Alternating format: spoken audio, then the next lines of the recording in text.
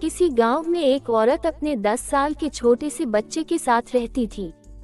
कुछ महीने पहले ही उसके पति का देहांत हो गया था। उस औरत ने दूसरों के घरों में काम करके बर्तन मांजकर, कपड़े धोकर अपने बेटे को लिखाया पढ़ाया। समय बीतता गया। अब उसका बेटा जवान हो गया और उसे अच्छी नौकरी भी लग गई। उसकी शादी भी हो गई थी और उसकी एक प्यारी सी बेटी भी थी। वो औरत अब बूढ़ी हो चुकी थी। शादी होने के बाद और नौकरी लगने के बाद बेटा माँ का आदर सम्मान करना तो दूर की बात, उससे ढंग से बात भी नहीं करता था। उस बूढ़ी औरत के जीवन में बस इतना ही फर्क आया था कि पहले वह लोगों के घरों में बर्तन धोती थी, अब अपने बहू के होते हुए अपने घर में बर्तन और कपड़े धो रही थी और बहू के होते हुए अपने घर की साफ सफाई करने पर मजबूर थी। जो भी था, लेकिन वह थी तो एक माँ ही। अपने बेटे की खुशी के लिए वह हर दुख झेलने को तैयार थी। बेटे के पास दौलत की कोई कमी नहीं थी, मालिक की दी हुई हर चीज थी उसके पास, लेकिन माँ को उसने घर के अलग कमरे में छोड़ रखा था।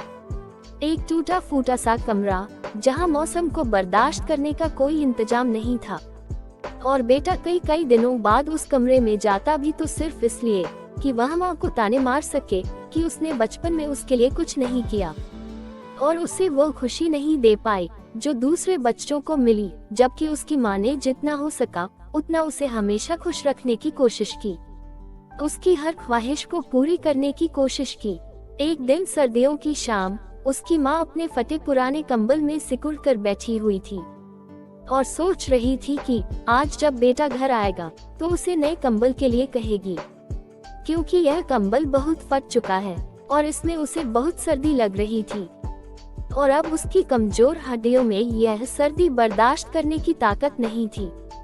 उसे इस बात का यकीन था कि उसका बेटा बड़े ही प्यार से उसकी इस छोटी सी फरमाइश को पूरी करेगा। रात को जब बेटा घर आया तो माँ ने उसे नए कंबल के लिए कहा तो बेटा गुस्से से बोला, माँ अभी काम से आया हूँ और आते ही तुम अपनी फरमाइश लेकर आ गई। तुम्हें पता है ना कितनी महंगाई हो गई है। अभी तुम्हारे पोती को स्कूल में दाखिल कराना है, उसका यूनिफॉर्म और किताबें लेनी है, गाड़ी की किस्त भरनी है। मैंने अभी अपने लिए नई जैकेट लेनी है, तुम्हारी बहू के लिए नई शॉल लेनी है। तुम तो सारा दिन घर में ही पड़ी रहती हो, तुम्हें नए कंबल की क्या जरूरत। हमें तो बाहर जाना होता है।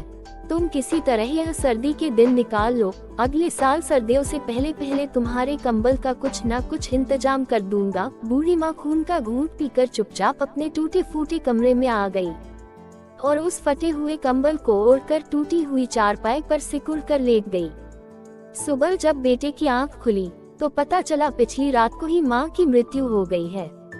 बेटे ने अपने तमाम सगे रिश्तेदारों को माँ के अंतिम यात्रा पर बुलाया और मेहमानों की खातिरदारी पर लाखों रुपए खर्च किए। जो भी शव यात्रा में आया वह यही कहता कि ऐसा बेटा हर किसी को मिले, मालिक ऐसा बेटा सबको दे। मरने के बाद भी अपनी माँ से कितना प्यार करता है, लेकिन उन्हें क्या पता था कि दुनिया वालों को दिखाने के लिए जो बेटा अपनी मरी हुई माँ की शव यात्रा पर लाखों रुपए लूटा रहा है, पिछली रात को चंद रुपयों के कंबल न होने की वजह से ही वह माँ सर्दी में सिसक कर मर गई।